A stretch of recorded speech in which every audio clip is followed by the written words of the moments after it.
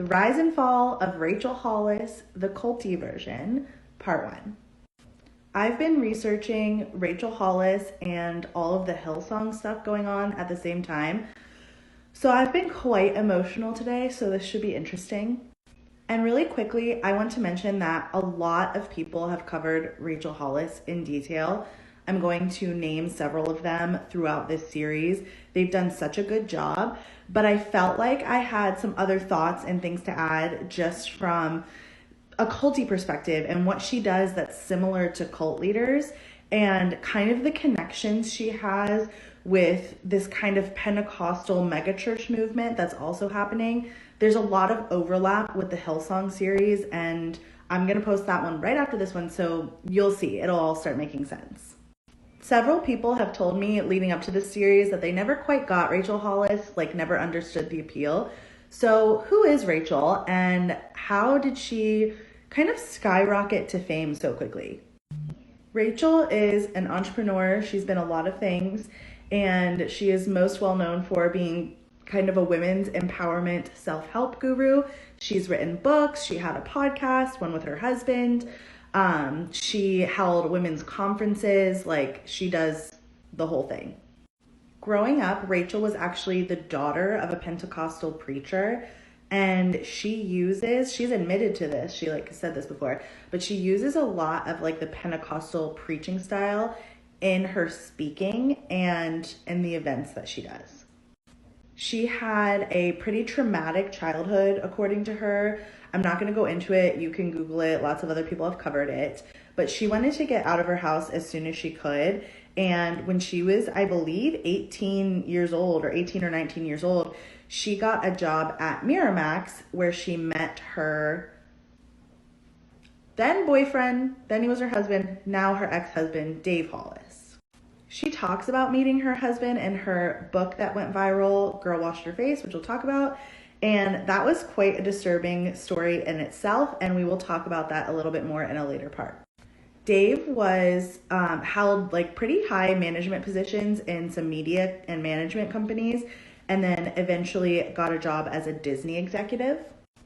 And at that time, Rachel started an event planning company and then eventually a kind of lifestyle mom blog. She first went viral in 2015 for a relatable bikini photo. This is where the culty stuff really comes into play. This is the one. It says it only has 8,000 likes, and I don't know why, because this got tens of millions of views and went mega viral. And she basically does a vulnerability post. I got a phone call and you couldn't hear me, but maybe you could read my lips. I didn't really say anything that significant. So Rachel does the whole vulnerability thing. And I think this is when she learns how powerful it is to be vulnerable and relatable with her audience. And this becomes important later, those words. So remember that. After the bikini photo, why am I so tiny? She goes on the Today Show and gets a lot of media and really goes into her blogging and posting on Instagram. And she also gets a lot of attention from her adoption journey. The Hollis family had a couple of failed foster to adopt situations, but were eventually able to adopt their daughter Noah. And I believe that happened in 2017. And then at the end of 2017 or maybe beginning of 2018, she released her book, Girl Wash Your Face. But before we go on to Girl Wash Your Face, I think it's important to note who her core audience is and where she comes from, because this ties into the culty megachurch harmful tactics that a lot of famous pastors use. She actually posts a Hillsong quote during this time, which is crazy. But between her bikini photo, her adoption journey, and a lot of the posts that she makes about being Christian, her audience at this time is Christian, mostly white women in their early 30s, mid 30s, early to mid 40s.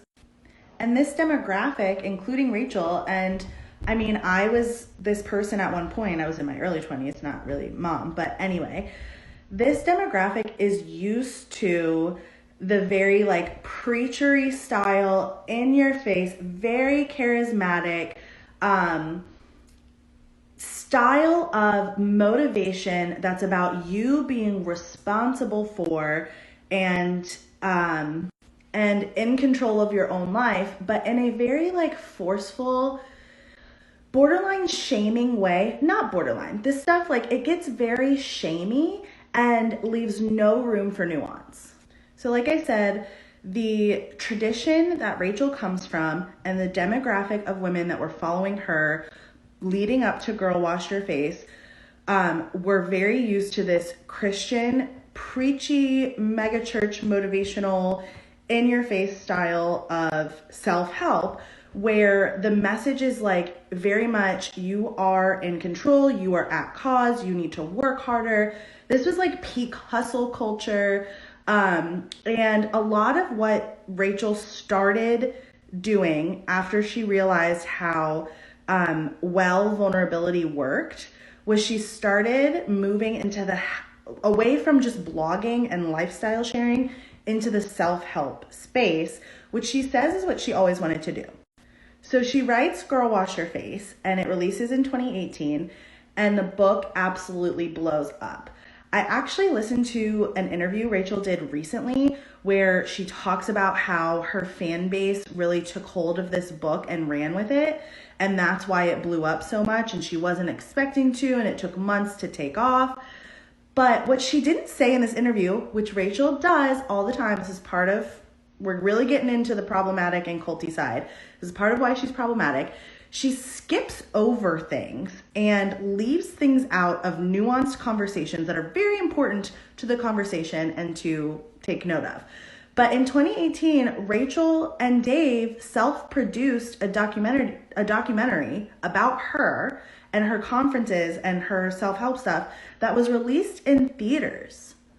Now, the book really took hold leading up to this, but the theater release really helped her get an even bigger following from here. It wasn't just her fan base taking hold of the book.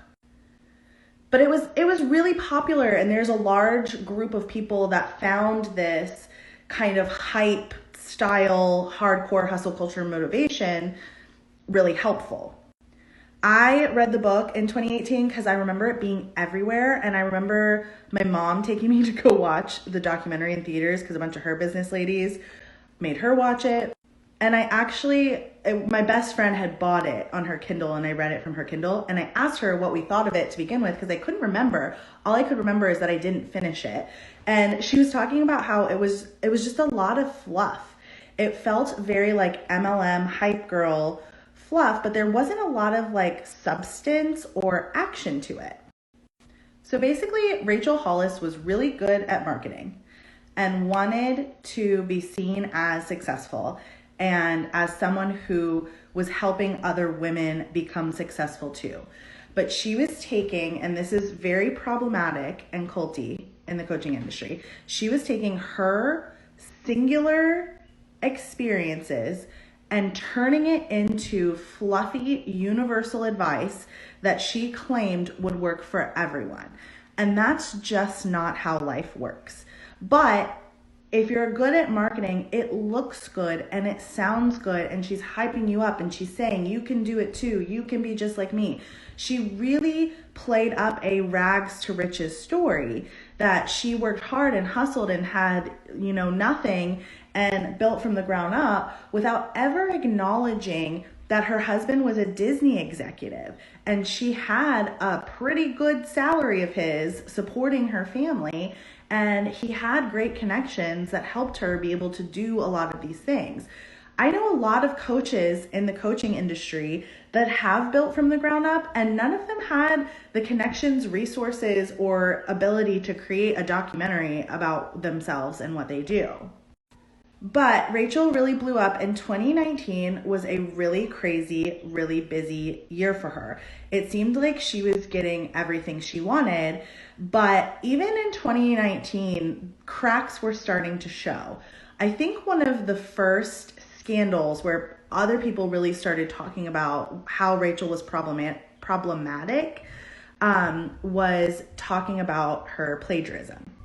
People began noticing in 2019 that there were a lot of sayings in Girl Wash Your Face and posts on Rachel's Instagram that she was attributing to herself that were said by a lot of self-help gurus before her. Whether it was like a common thing in the self-help space or whether these quotes were attributed to specific people, Rachel was saying that she came up with this and these were her ideas and her writing. BuzzFeed did a great article on this. You can see that like she puts her name at the bottom of these quotes that are from other people. John Acuff apparently said this one a lot, and he even commented on it and said, it's fun when someone takes what you said and turn it into art. Finally, her biggest uh-oh of doing this is when she posted this quote, which is a Maya Angelou quote, which is obviously extremely hurtful and problematic, and we're going to go into the fallout of that and her apology. So horrible as a privileged white woman to co-opt the work and labor of a Black woman and position it as her own, which Rachel has been accused of doing to other people as well, is just like unconscionable.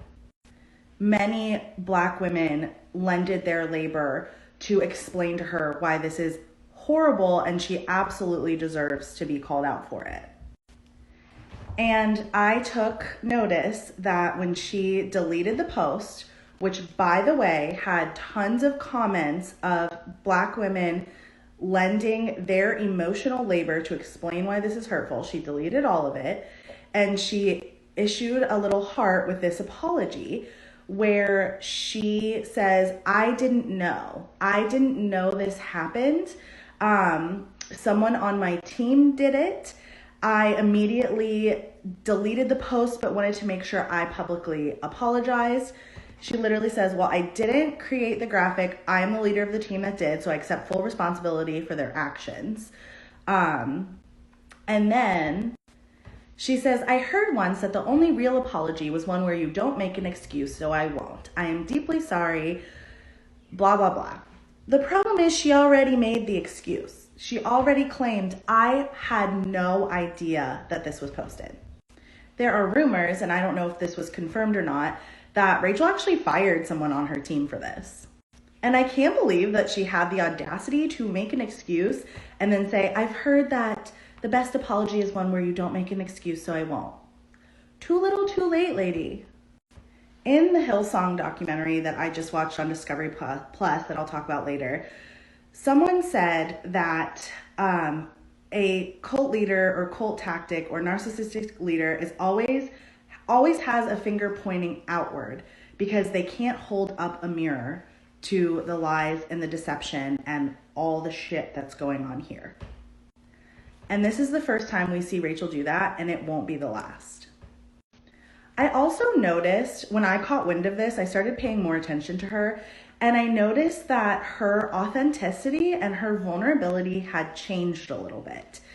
She was still building a brand off of being authentic and being relatable, but she was doing it in a very manufactured way.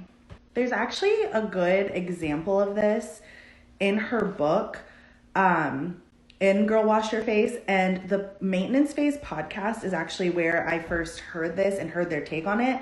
So I'm going to share a clip for that. But Rachel was really manufacturing vulnerability and then doing the thing where I've explained in previous parts where she takes her singular experience and tries to extract a lesson, a universal piece of advice from it. Things that totally fascinates me after watching a million of Rachel videos and reading large sections of all three of her books is how consistent this pattern is that every chapter of all of her books starts with some sort of quote unquote relatable anecdote that a centimeter below the surface is like not that relatable. So the first chapter of her first book, she does the thing that is like a very normal part of storytelling where you start with a bold statement. So she starts the chapter with, I peed my pants last week. And you're like, I'm listening. So they go on to tell the story of how Rachel says that she was jumping on the trampoline with her kids one day. And if you have kids, you know that's a dangerous thing to do. And she basically tinkled on herself a little bit, but just a tiny bit. Apparently only one kid was there. It was barely anything at all, and no one saw it. So immediately you're kind of like, oh, well, that's not even really that embarrassing. That's like a very natural, normal thing that happens to all of us once we've had kids. And then Rachel goes on to say, and it was very appropriate because that day Facebook scheduled a post to come out on my Facebook where I was in a fancy dress because my husband and I were going to the Oscars. Then she continues to play that down. So she kind of plays up the peeing on herself, plays down the fact that her husband is a Disney executive and they are going to the Oscars. She says, we're not fancy, he's not fancy, but his job lets us do fancy things. When she could just say, we were going to the Oscars. This is part of our life. And her advice is, we are all falling short. Even though I fail over and over again, I don't let it deter me. I wake up and I try again. This is fake vulnerability where she shares something that's not actually that embarrassing or actually that vulnerable at all. And then she takes a situation in her life and tries to apply this advice to it, which doesn't even make sense in context. So manufacturing vulnerability is actually something that cult leaders do. Keith Raniere did this a lot. They talk about how Carl Lentz did this a little bit in the Hillsong documentary. Lots of times, this happens a lot in the coaching industry, and I think that's because this is taught, like we're taught to do the vulnerable posts, and that's how we get followers and we get people to relate to us. But if you're not willing to do that, you have to fake it, and that's what cult leaders do, is they fake it or they exaggerate it to make you feel like you have a relationship with them. And through that relationship, they are able to convince you of things and get you to do things. So even though we've established that Rachel's advice is very fluffy, she plagiarizes, nothing she says is new, and we're just getting into her scandals, people believe this and they want to believe her because the hype is there. She's very convincing, very charismatic, very motivational, and she's cultivating this false vulnerability with her audience. Before we talk about how Rachel turns on her audience and turns that vulnerability around on her audience, I want to talk a little bit about her conferences and the harm that we find within those. So Rachel takes this platform and starts holding conferences that cost hundreds and even thousands of dollars to attend. She also opens up coaching, which I think you could get with her every week, that costs hundreds or thousands of dollars. Again, not that I'm not opposed to coaching. I love coaching. It's the inauthenticity where she's already plagiarizing and she doesn't know what she's doing, and she's just trying to take her audience that believes in her and trusts her and monetize them. And she and her husband also start talking about their marriage, selling marriage advice and selling marriage conferences. Again, based on their singular experience that they're married and they have been a while, they start giving people marriage advice and charging people to come. So we're going to talk about what happens at these conferences. I have kids and a dog in here, so sorry for any noise that you might hear. Before I move on to her conferences and how harmful those kind of were, I have seen several comments on these already saying like, oh, I never liked her. I never got the hype. I also couldn't finish her book. And that's totally on me because I was doing this mostly from my perspective. And I did a very bad job at explaining the appeal. And this goes hand in hand with the cultiness of this and why people followed her and why she amassed such a huge audience. So I listened to the Relatable AF podcast with Heather, who is on TikTok as Heather the Lawyer. I'll tag her. She has a lot of Rachel videos. And Steph. And they were both fans of Rachel Hollis and were deep in the Rachel Hollis hole. And they have 3 episodes on their podcast about Rachel Hollis, which are really great, that I totally recommend listening to from a follower's perspective. Now, I've explained a lot about Rachel manufacturing this vulnerability and sharing stories about herself. And I want you to take a second and imagine if someone who was just like you was showing up on the internet and sharing stories about themselves, and you related to them so much because she looks like you, she talks like you, the problems that she's bringing up are exactly your problems, and they're giving you a lot of things that make you feel good, a lot of motivational, even if it's fluffy, like hits that make you feel good and make you feel seen. Like imagine they look just like you. Could you maybe see how you would really feel seen and be curious and want to know more and would find her maybe other places? Many, many women who followed Rachel were in MLMs at the time that they found her. She spoke in a lot of MLM conferences. She really spoke to that same type of, in a way, brainwashing mindset of the MLM industry, of the motivation, of the you can do it stuff. So imagine like someone is speaking to exactly where you are and exactly the mindsets that you've been learning. You would follow them too. Rachel was also pumping out so much content at this time. She had a solo podcast. She had a podcast with Dave. They went live literally every day. There were tons of videos.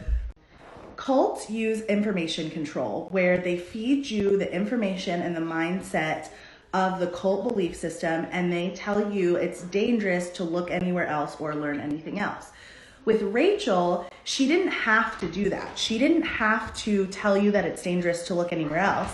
She was just pumping out so much content and had so many touch points with her audience to build relationship that you didn't have time to get content anywhere else.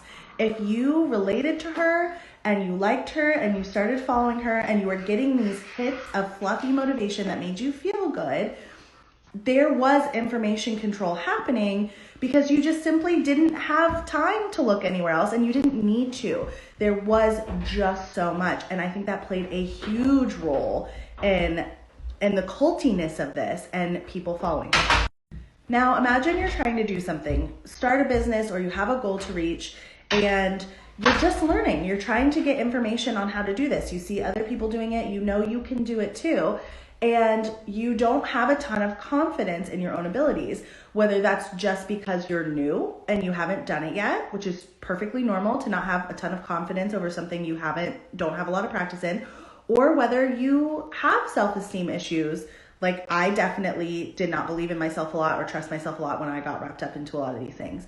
But imagine like you're searching and learning and don't have confidence, and this person is in front of you that has all the confidence in the world and they claim to have all the answers, and they're building relationship with you for hours, day after day.